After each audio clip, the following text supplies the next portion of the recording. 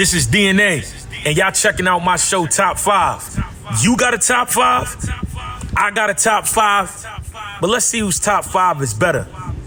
Good night. Good night.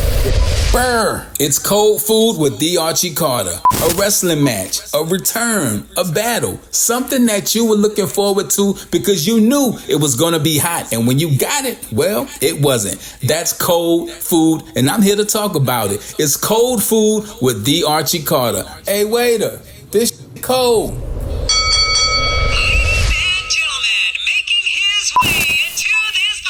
King HP, and here we're gonna look at wrestlers that couldn't get the job done. We're gonna look at it. Why didn't they win?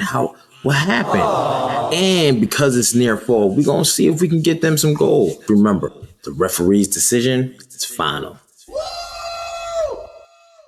Y'all already know what's going on.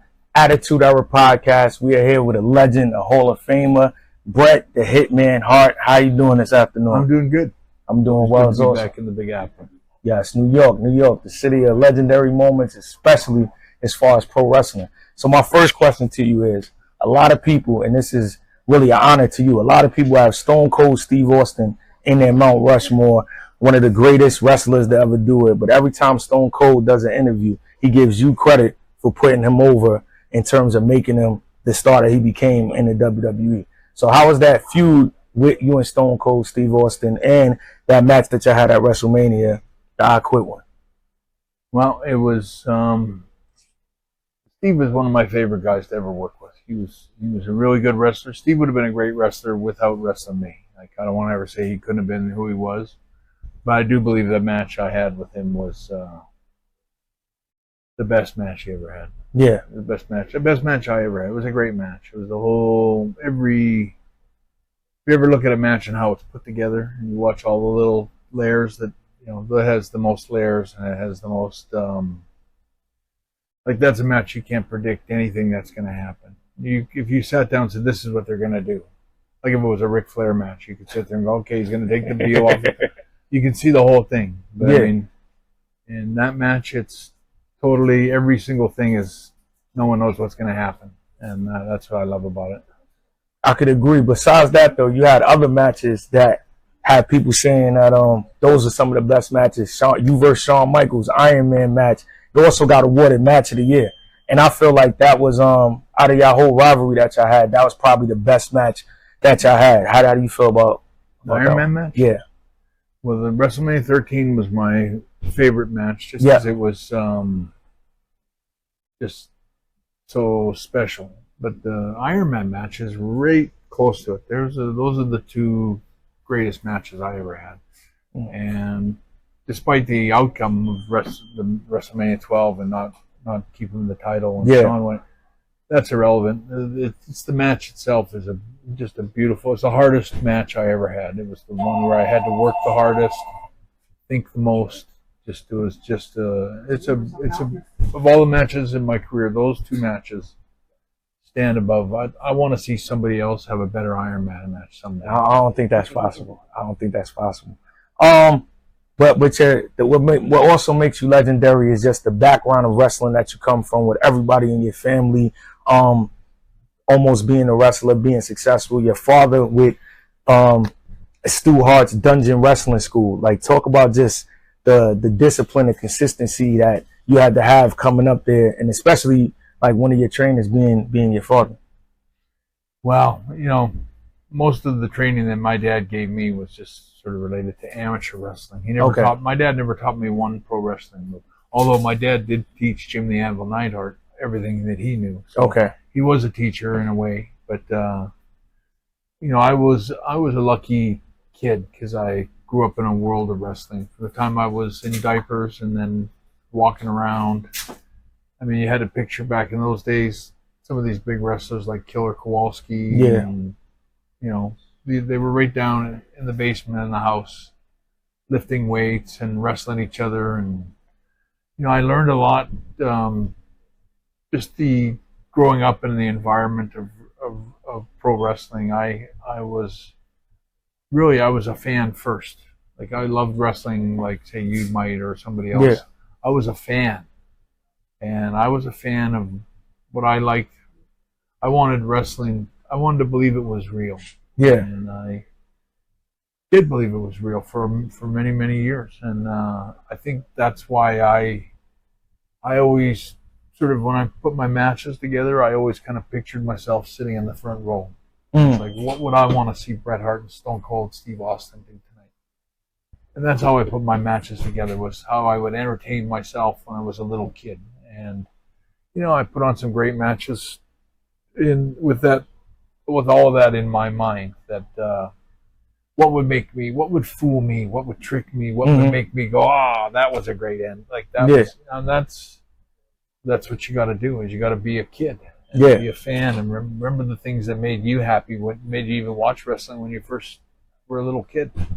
You got to implement the same things in your wrestling today. I think is missing a little of that. Yeah, I agree. With that being said, we could go on with the list of matches over and over, but another one is, and this one really let me know, like like you said, when you broke that down, it's good to hear that explanation, because you even had one of feuds of the year with your brother Owen Hart, and I wanted to always know, like, how is that going in there, with your own brother, having a feud, acting like you guys, really are going against odds, and put on a show that people could talk about in 2024 of that being one of the greatest rivalries in pro wrestling? Well, when they first came to me, gave me the idea about me wrestling my brother, I went back and I talked to Owen about it. I said, they got this crazy idea about me wrestling. It actually was going to be one of my other brothers first, which I remember was like, I can't wrestle him, because he had a knee injury. That brother was not able to wrestle me. I remember saying, but Owen's the better wrestler. And if I was going to do that idea, I'd have to do it with Owen. And then I said, let me think about it for 24 hours. I want to talk to even my mom and dad, make sure that they're comfortable with it and that kind of thing. So I went to Owen and told him about it. I said, they want to do this brother versus brother thing, and you turn heel. And I talked to him about it. And I remember Owen said, what do you think? And I said, I'm going to think about it overnight. And I said, I'm just going to tell you, give you a heads up so you can think about it. And let's talk tomorrow and see if we want to do it. So I made the decision overnight to not do it. I said, I don't want to wrestle Owen. I don't want people thinking too, because me and Owen are really close. Yeah. I didn't want people to forever think that we had this animosity with each other and all that. So, but when I got to the building the next day, I remember Owen came up and goes, I want to do it. And I said, okay. I said, if you want to do it, we'll do it. And because I think, I wanted to help Owen any way I could during that time period. And I remember Owen said to me, he goes, why does everyone else get to wrestle you? Why don't I get to wrestle you? Because you're the best guy to work with. Yeah, you're the champion. And if I work with you, I can establish myself, and it could be the break of my career and all that. So I told Owen, I said, if you want to do it, we'll do it. And we did. I said, but remember this, Owen. I said, if we do this thing, we do it old school. We don't talk to each other. We can get along when nobody's around. Yeah. But if there's people around, like, we wouldn't ride together anymore. We don't. And so that's all what I remember, like, even at my mom's house for Sunday dinners, he'd sit at one end of the table, I'd sit at the other end of the table. There'd be different people there that were guests of the family having dinner and stuff. And it's like, they'd be like, they really are mad. They don't talk to each other. We'd walk right past each other, but never say anything to each other. And it was like, and I remember we didn't want to insult anyone's intelligence. Like, where they see me, pull up to the building in the same car and get out. Like, how can we be? How could that be feuding? Yeah. So it breaks the that wall down. Yeah. And I was a guy that always wanted to make people believe. So. Got you. So speaking about being real in wrestling, I know you've got asked this a million times, so I'm going to ask it in a different way. Just with being real, the whole situation with Vince McMahon, Montreal Screwjob, that time in wrestling, because that's when I became a fan. I'm 33, so I'm 6 years old in 1997, and it was real. So that's why I'm gravitating to that time period, because we'll never get it back. When you look back at that moment, is there anything left off the table, like maybe it shouldn't have went like that, or is it like, no, because a lot of people give other people credit for the Attitude Era, but in my book, it's you. That's the setting of. It wouldn't be an Attitude Era if it wasn't Bret Hart. I agree. And so they don't, kind of pretend I wasn't there or something. But I was the guy that started it. But no, I think the Montreal Screwjob and all the lies and things that they did to me, you know, I have so much respect for what I did because, you know, it's really hard to explain. But if you were in my shoes, after everything that I did for them, for them to do what they did for me, and I always hear this crap that, like I think Undertaker said it a few days ago, they had to do what they were going to do because there was no other options or something. Bullshit. I had another 6 weeks left on my contract. There was a million things that could have been done. And it was a case of liars and cheaters and backstabbers and guys that made that moment all happen. Shawn, Triple H, Vince McMahon, and I wish I'd knocked them all out. I have no regrets. It was the single greatest thing I ever did. I had more. I'll put it this way. All I'm going to say is this: Jimmy Snuka came up to me about 3 years after the Montreal Screwjob. And he came up to me and he shook my hand. He goes, "I want to shake the hand of the man that knocked out Vince McMahon." And I remember he shook my hand. He says, "Everybody talk about doing it." He lied and screwed over so many guys, so many years, but everybody talk about it. But the only guy that ever did it was you. That's why he shook my hand. But I think it says more about my real personality is that, you know, I was never a hothead. I wasn't a guy that acted out of, you know, just went off and punched everybody that I wanted to. I was a guy that, if you were in my shoes that day, Vince was calling my bluff. He was going to confront me, and he wanted me to back down and take the high road. And it was a gamble that he made, and then he thought he was going to try to get into a little altercation with me, and he wanted it to be like a pull apart. Yeah. And everybody pulls us apart, and then he can sort of act like he stood his ground against me. And in those fleeting seconds of having to think about this, like, I can't believe Vince McMahon's actually going to confront me. Yeah. It wasn't, I didn't charge him or anything. We actually walked up to each other and locked up like a wrestling match. And then I knocked him out with one punch, and it was the greatest punch I ever threw. It was an absolutely beautiful uppercut right between his arms, and I lifted him about a foot off the ground, broke my hand, but it was the sweetest punch I ever threw, and I wouldn't change anything about it. And Vince McMahon can rot now. With that being said, let me ask you this: where do you believe that the origin of the Hitman? Where did the Hitman name come from? The origin of? Well, it came from Hitman Hearns, of course. You know, Hitman Hearns was boxing in Italy. I think he was fighting Marvin Hagler, and he lost in a decision, lost the title, and retired after the match. And, and then he came back out of retirement a few months later. But then that night he retired, and I remember saying Jimmy Hart was hounding me to come up with a name. Jim the Anvil, Jimmy Mouth of the South, and he goes, Bret something Hart. You got to have a name for, and we had to have it like in the next 2-3 days because we had TV coming up. And so when Hitman Hearns got knocked out, I remember thinking about it for a couple of minutes, and I went, there it is, right there, Hitman Hearns. I'll take his name. And I'll always be grateful that the fact that when I did meet Hitman Hearns, he said he loved the fact that I took his name. So. Yeah, that's definitely like a full circle moment of you taking a name and then getting the stamp of like, all right, I appreciate you doing this and taking it to a whole different realm.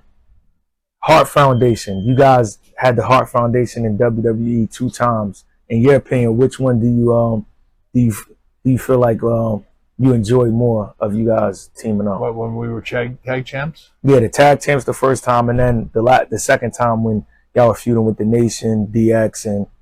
It's hard to say. I mean, I'll be honest. It was way more fun being a bad guy. The heel version. It was fun being the heel run. Like, I recommend, like, if you ever watch some of the old Hart Foundation Bulldog matches and some of the Hart Foundation versus Killer Bees in Madison Square Garden, was such a good match, and I love that intensity that we always brought to the ring. Jim and me had a very special sort of team sort of psychology, in the sense that Jim could wrestle the big guys that were, like we could wrestle Andre the Giant and somebody else. Like, it was like Jim could move the big guys, and I could work around the smaller guys. Yeah. And we were kind of capable. We're maybe one of the only teams that could work with every team. We could work with the Brainbusters. We work with the Bulldogs. We could work with the Rougeos. We could work with the Killer Bees, and never have the same match. Always have a different match, but always special. I think that's what I think about my matches, and even the Hart Foundation matches, is we looked at every team and every opponent that I ever had as special. Like, I'm not going to do the same match with this guy that I'm going to do with this guy or that guy. It's like, when I have a match with somebody, I might do same moves, a lot of the same moves, but it's never the same story. And I pride myself on that. A lot of wrestlers do the same match every night. That is true. That is true. If you, in my opinion, I always say this, I feel like you're the best technical wrestler that ever wrestled in professional wrestling. If you had a Mount Rushmore of 3 other people, who would you put in there? Just strictly technical. Well, Mr. wrestling. Perfect for sure. Mr. Perfect. I think top of my head right now, Roddy Piper would belong up there, just because, it takes different things. Roddy was such a great performer, showman, and a great promo. Kurt was the great worker. I think Kurt Hennig was one of the greatest wrestlers ever. And I would say Shawn Michaels. Shawn Michaels, okay. Say what you want about Shawn Michaels, but he was a great wrestler. Yeah, great wrestler, great entertainer. Last question I have for you, and this is like a 2-part question, because you are one of the very few people that were able to win the World Heavyweight Championship in WCW and in WWE. So the last question that I have for you is just the documentary that came out that you're part of it, Who Killed WCW? At the end of it, we really never really get an answer. Who, in your opinion, what do you feel like was, when you go over there, you sign that contract, and, the hype behind it? Because I remember after you wrote the WCW and WWE and you go over there, it's like, what is the moment that's like, all right, this just isn't what I thought was supposed to happen? Well, that was from day one. First day I got there, the fast count finish that they gave me was, and then they never did a fast count. Yeah. So I went in and protested when he did a normal count, which didn't make any sense to anybody. But the truth is, I would have to say how all rests. I want to say it rests on Eric Bischoff's head, because he was the guy in the dressing room. He was the guy that was supposed to be in charge. But like I don't know if you remember the steel plate thing I did with Goldberg. Yeah. Bischoff, I remember when we talked about doing that, the day of the show to do it, Hogan tried to put the block on all that and make sure it didn't come off. I'll never know why, other than the fact that maybe Hogan didn't want me to do anything good on TV. That's possible. But the truth is that everything, in the end, I remember that day when he was trying to change it or almost cancel or ruin the whole idea. Eric Bischoff, he was kind of like the Wizard of Oz running backstage where he's banging all the lightning and stuff, but he doesn't really know what the hell he's doing. He never ever did. But I remember he couldn't do anything, and he told me I had to get everything approved through Hulk Hogan. So that tells me that Hulk Hogan was the boss over Eric Bischoff. Yeah. And that Bischoff was just a front man for Hogan. But between the two of them, they killed WCW. You can put it right on Hogan, or you can put it right on Eric Bischoff. They're both accountable. Okay. And if you had to come back and have one match with somebody, dream match, Bret Hart versus who? That's how we'll sign off. Greatest match of all time would be with Rey Mysterio. Right. A 90-minute Iron Man match. They carry Rey out on a stretcher. On that note, Bret Hart, appreciate your time. Thank you for the interview. Attitude Era Podcast. We signing out. New and live content 7 days a week only on Attitude Era Podcast. Sunday, new exclusive interviews and hot tags with people like Bret Hart, Booker T, Kurt Angle, to name a few. Monday, it's the live Monday Night Raw recap. Tuesday, it's the live NXT recap. We go live during the main event, then we talk about the whole show. Wednesdays, we double up. Double Up is a series where we take one wrestler, compare their works, and decide which character was best. First episode was Razor Ramon versus Scott Hall. Thursday is Gaming with the Game, WWE 2K24 all day. Tap in and tap out. Come game with the game. Friday, SmackDown recap. Saturdays, if it's a PLE, well, we got predictions and recap after. And if something breaks in the wrestling world during the week, we do that too. So make sure you subscribe to YouTube and have the notification button hit because we can go live at any time.